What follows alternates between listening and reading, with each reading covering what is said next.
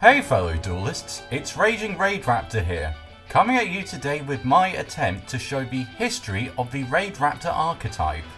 I've structured this video in a similar way to how Glasgow YuGiOh, now renamed Farfar, did for his history of the Burning Abyss archetype,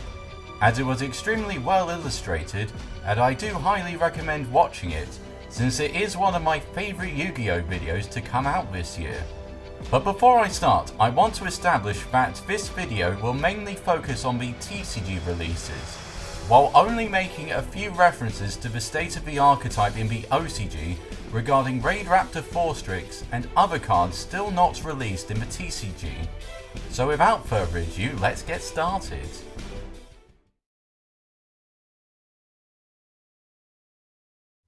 The start of the Arc V era had already proven to be a drastic shake-up for the game, as we were introduced to the Pendulum mechanic, a fusion deck being one of the best decks for a while, and the longest surviving meta deck of all time, and the power creep being cranked up higher than it had ever been before. It would only get crazier from there in 2015, as we would get the Secrets of Eternity booster box, which introduced Infernoids, Ritual Beasts, and Necros,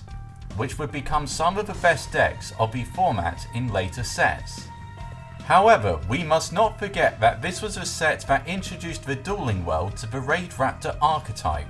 Not that I would blame you for not being able to remember to begin with, as we only got 4 cards released for them, which, although Vanishing Lanius and Nest would prove to be very important for the archetype, it wasn't going to make the deck playable from the off, or even give much insight of how the deck would function, aside from it being rank 4 focused, with Vanishing Lanius being able to special summon other Raidraptor monsters, including itself, and the ability to search with the effect of Nest, which in comparison to Burning Abyss or Cosmo, which were meta-worthy when they were originally released, this first set of support for Raidraptors was extremely lackluster. Although Readiness was good for stalling by protecting your Raidraptors from battle destruction and not taking damage in the graveyard, and Rise Falcon could potentially wipe out your opponent's field of special summon monsters by being able to gain attack equal to an opponent's special summon monster and then attack into all of them was pretty cool. It was still massively overshadowed by Evil Swarm Exoton Knight at the time.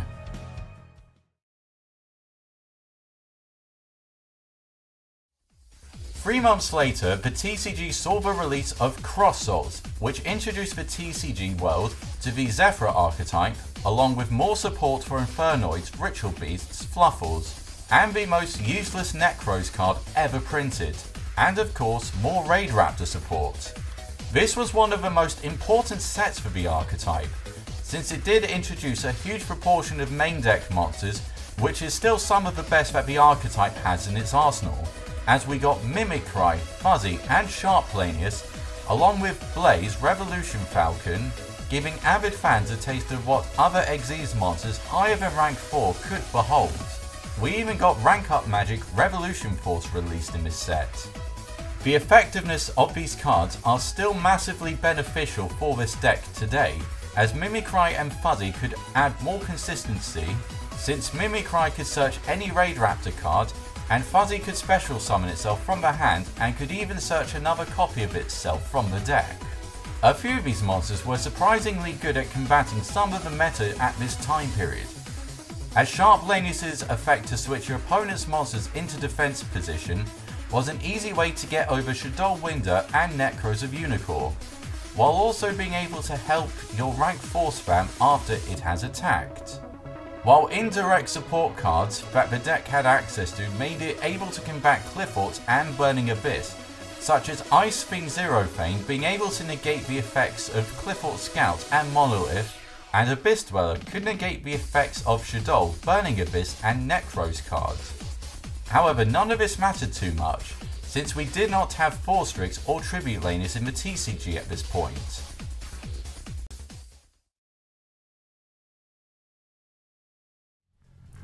Moving over to the release of Clash of Rebellions, the TCG was presented with the introduction of Arrow Mage, Performer Mage,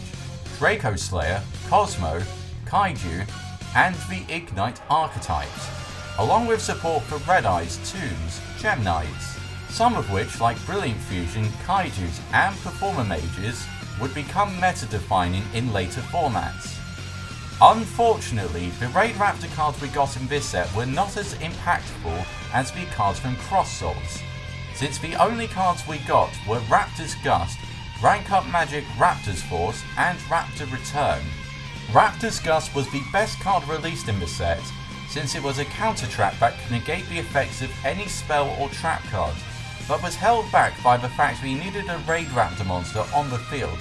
and it was not searchable within the archetype. Rank Up Magic Raptor's Force and Raptor's Return did not add much value to the deck, since Raptor's Force was too situational at the time, since we did not have Force Tricks yet, and Raptor's Return was too situational, needing a Raidraptor monster to be destroyed in battle to be activated. However, the disappointment would only increase as we moved on to the cards released in Dimensions of Chaos, which introduced cards like Cosmo Dark Destroyer, Red Dragon Archfiend Scarite, and support for Toons, Kaiju, Blackluster Soldier, Performer Mages, as well as the introduction of Magispectors and the Gradle archetype. The Raidraptor cards released in this set were Raptor's Ultimate Mace, Rank Up Magic Raid Force, Wild Vulture Skull Eagle, and Feed Eagle, which are still some of the worst Raidraptor monsters ever released. Raptor's Ultimate Mace was an equip card that could have been really good if its trigger effect to search any rank up card did not need the equipped monster to be destroyed by your opponent. Also, the fact that it was not searchable by Mimicry didn't make it any better.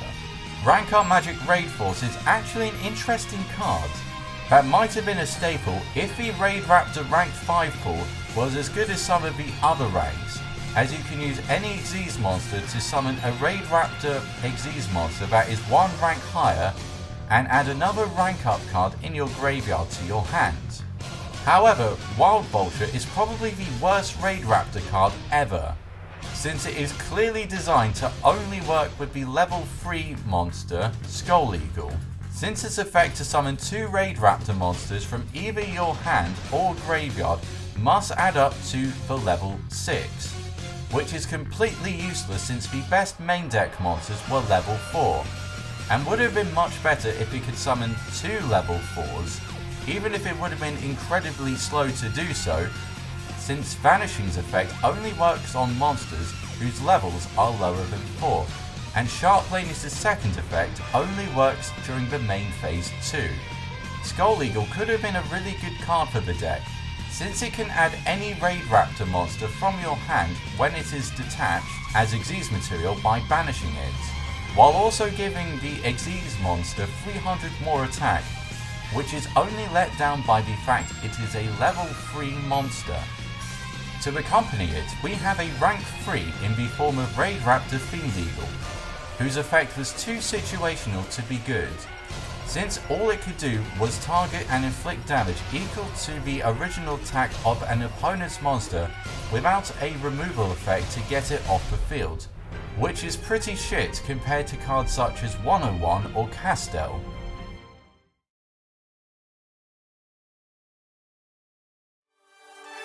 After the immense disappointment of the Raidraptor cards in Dimension of Chaos, I honestly thought that the archetype had gotten as good as it was ever going to get, with the exception of Force Tricks and Tribulanius coming into the TCG. But little did I know that the best cards were still to come from both the Breakers of Shadows and Wing Raiders sets.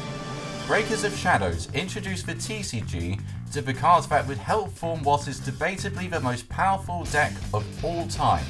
as we got the release of Solemn Strike, Cyber Dragon Infinity, Traptrix Afflasia, Performer Pal Monkey Board, Pendulum Sorcerer, and Guiding Ariande. We also got some of the best Cosmo and Magispector cards, along with the introduction of Buster Blader, Dynamist, and the Shiranui archetypes, which didn't matter too much at the time, because Pepe was what most competitive players were playing at the time. It was also the first core set where you were guaranteed to get a holo in every pack. 1 month later, the TCG saw the release of the Wing Raiders set, which was the most important set for Raidraptors, while also being the set that introduced the Phantom Knight archetype, which would help Burning Abyss come back into prominence after they got hit on the October 2015 ban list, along with Shadow's Necros and Ritual Beasts. However, this set did make Raidraptors finally somewhat competitive, as we now had 4 Strix and Tribute Ladies released, which meant the deck could actually function since 4 Strix and Tribute Ladies gave the deck the consistency it needed. It also gave us the first good rank up card for the archetype, in the form of Soul Shaver Force, which could summon any Xyz monster that is 2 ranks higher than a Raidraptor Xyz monster in the graveyard, meaning that summoning Revolution Falcon was easier to summon, as well as giving the deck access to almost every rank 6 in the game, meaning that Raidraptors would become the only rank 4 deck that could summon Cyber Dragon Infinity after the February 2016 adjusted list. Other Raidraptor cards released in this set include Rank Up Magic Doom Double Force, Raidraptor Cool, Satellite Falcon, Blastrix, Necro and Avenge Vulture. Avenge Vulture could have been a good card if it did not restrict you to only summoning Raidraptor extra deck monsters on the turn that you use its effect to summon it from the hand. Necro Vulture easily could have been a staple one-off if Lavalval Chain was not banned on the April 2015 ban list. Since Necro Vulture can put the rank up card Lavalval Chain would have sent to the graveyard back into your hand by tributing a Raidraptor monster, even if you were limited to only summoning Raidraptor monsters for the rest of the turn after you activated its effect. Rank Up Magic Doom Double Force was also a bit too situational depending on how many 4 Strix you had already summoned, since a Raidraptor Xyz monster had to be destroyed and sent to the graveyard to summon a Raidraptor Xyz monster, to summon another one whose rank was twice as high as the destroyed monster, meaning it could have been useless during the late game. However, the rank 8 you could summon, Satellite Falcon, was actually a really good card, as it had a spell speed 4 Harpy's Feather Duster effect and could lower your opponent's monster by 600 times the number of Raidraptor monsters in the graveyard, which was a spell speed 2, which actually worked in favour of using Doom Double Force to summon it, but would ultimately be overshadowed for mainly being used as a combo piece to summon a certain rank 10 monster released down the line. Raidraptor Cool was an interesting card that saw main deck play in builds that topped on the regional level. It could summon another copy of a Raidraptor monster already on the field. However, I think the reason this card saw less play, and why I was personally never an advocate for this card, is because it limited you to only summoning Raidraptor monsters for the rest of the turn, and the fact that Vanishing Lanius is the only main deck monster whose effect is not a hard once per turn. Finally, Blastrix would become a necessary combo piece for summoning a certain rank 10 monster, since it can special summon any Raidraptor monster from the extra deck in defense position with its effects negated, at the cost of not being able to inflict battle damage to your opponent after you attributed this card, making it not ideal to summon Satellite Falcon for an OTK with. However, the effect of being able to special summon itself during the battle phase was most certainly welcomed. The deck did top a regional piloted by Alex Robertson in 2015, where he ran Evil Swarm Nightmare and Diamond Direwolf, which is where I got the idea to run those cards in my build. Thanks, Alex.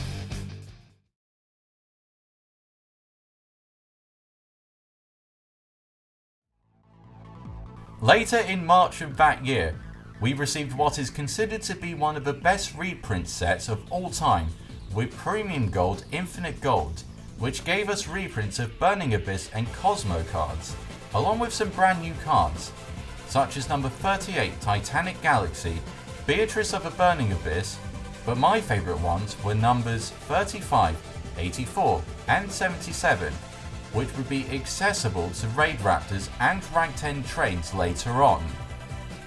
Moving over to the release of Shining Victories, we saw the introduction of Lunar Knights, Amorphages and Digital Bugs,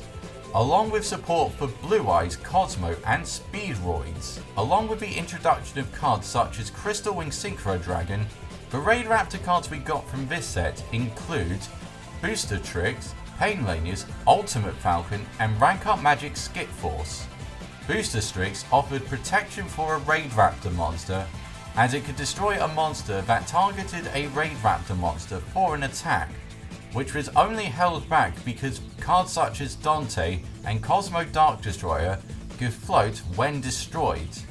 and the fact that we mainly used card effects to get rid of monsters at the time.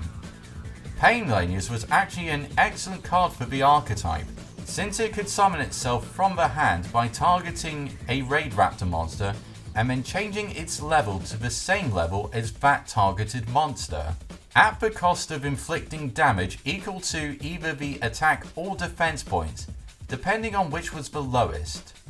The only downside to this card is that it was not searchable with the effect of Force Tricks,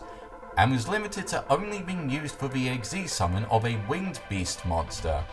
Ultimate Falcon was a Clifford Towers 2.0, since it is unaffected by card effects, which was not as impressive at the time, since Monarchs could easily attack over it with either Aether or Erebus while Domain was on the field. Cosmo had a 4000 attack monster with Dark Planet, Blue Eyes later being able to easily summon 4000 attack point rank 8 monsters very easily, rank 4 decks getting Utopia the Lightning,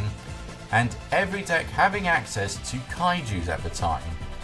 However, it was still really good against most other decks that did not have access to those cards,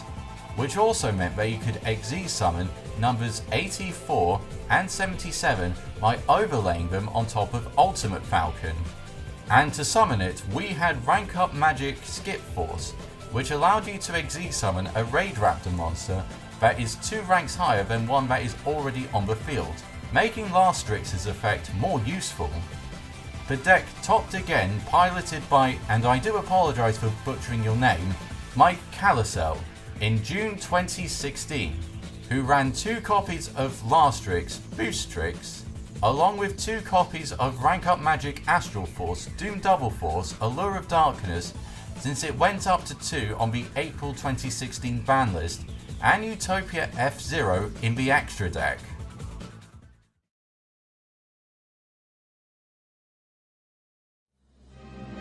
Moving over to the last chapters of 2016, and the last important cards released for the archetype, we got Raidraptor Bladeburner Falcon, released in Dragons of Legend Dragon's Return.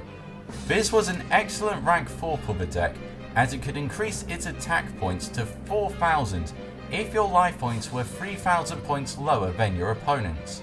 which was made easy by the effects of Soul Shaver Force and Painlanius, and Blue Eyes being the most prominent deck at the time.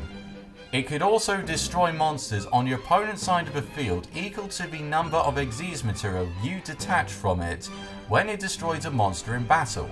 We also got Napine Dragonarius released,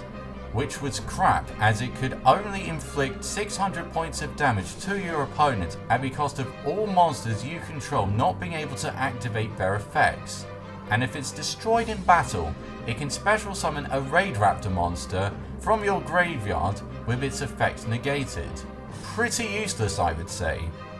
Later, when the Dark Illusion was released, Phantom Knights received a quick play rank up card in the form of the Phantom Knights Rank Up Magic Launch, which is actually searchable with the effect of Tribulanius.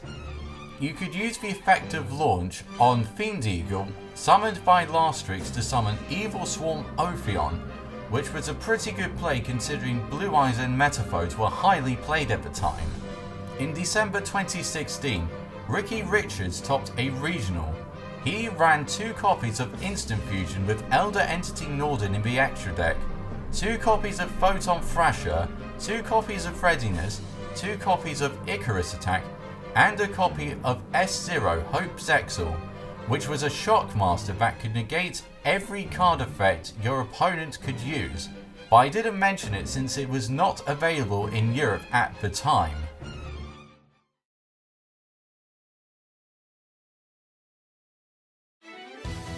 Moving over to 2017 with the release of Raging Tempest,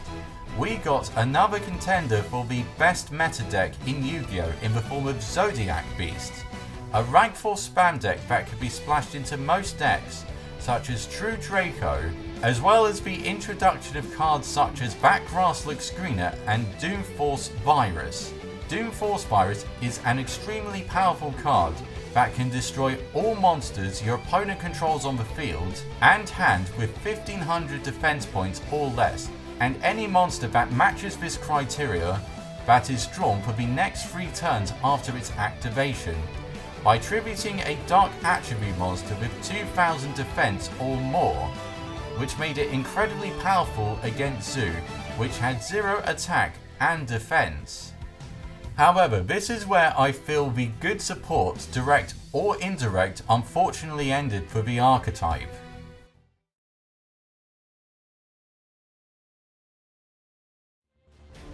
When Maximum Crisis came out, we received a lot of the best Draco cards in the form of Masterpiece and the Field Spell, along with cards such as the TCG exclusive Tornado Dragon and Ash Blossom and Joyous Spring. The only Raidraptor monster we got in this set was Stranger Falcon, a card that could have been decent if its effect of destroying a monster and inflicting damage as attack to your opponent did not require an Xyz monster attached as Xyz material, which at that point you may as well just summon Blaze Falcon instead. In the Dimensional Guardian set, we also got only one card in the form of Raidraptor Replica, which had a similar effect to Raidraptor Cool, where it can special summon another copy of a Raidraptor monster onto your field from your deck. It also has the additional effect of making that summoned card unaffected by attacks and card effects, which was unfortunately let down by being a trap card. Raidraptor Forstrix would become a meta card for its application through the True King deck, which was used to search Zephyrus the Elite, which would then help you get an additional activation of a field spell, since the field spell was not a hard once per turn, and Zephyros could bounce cards back into your hand.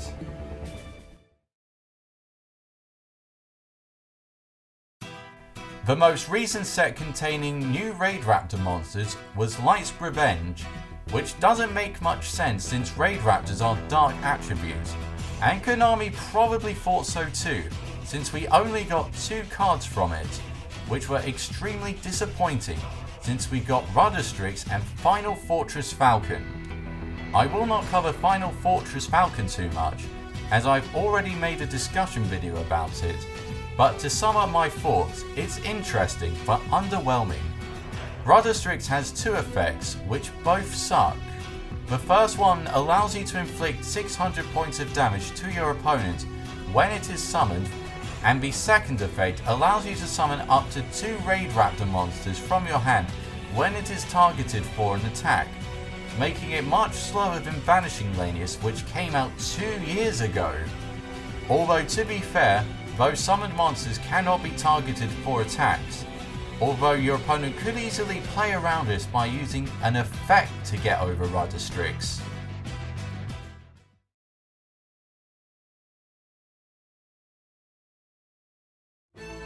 So what does the future hold for the archetype? The remaining cards in the OCG for this deck are both Arsenal Falcon and Air Raid, which I have already covered on my channel. Meanwhile, the Yu-Gi-Oh! Arc V manga is still going on, where we still may get some more Raidraptor cards from it. And we are still missing Xyz monsters with the ranks of 9 and 11. In regards to if it will be able to compete with future metas, I think it will depend on if we are in a slower format similar to Hat. If the meta decks have less than 1500 attack to use Full Force Virus, if we ever get a monster that can search normal rank up cards, and if we get a link monster that will be easy to summon for this deck, such as a card like Mrs. Radiant but for dark attribute monsters. Otherwise, I do not see it being able to compete with decks such as World Chalice or Dinosaurs, since the speed of those decks are too much for Raidraptors to handle under the new Master Rules. Well, I hope you enjoyed this retrospective look at the Raidraptor archetype as part of my 500 subscriber special. If you did enjoy this video, why not give it a like or share it with your friends? It would be greatly appreciated and will help the growth of the channel as a whole. I've been RagingRaidRaptor, and I'll see you all again next time.